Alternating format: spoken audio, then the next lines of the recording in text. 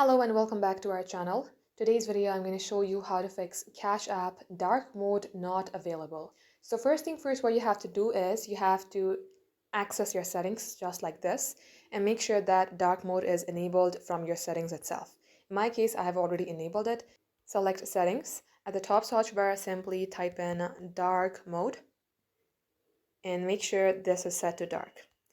Now, once done, head over to your Play Store and then search for Cash App.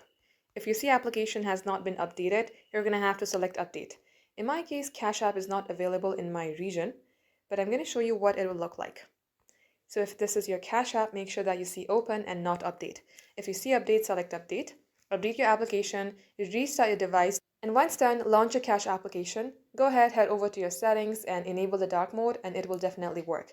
If it's still not working, then just know that that feature might not be compatible with your device or maybe your region. So guys, this is how it's done. Thank you for watching.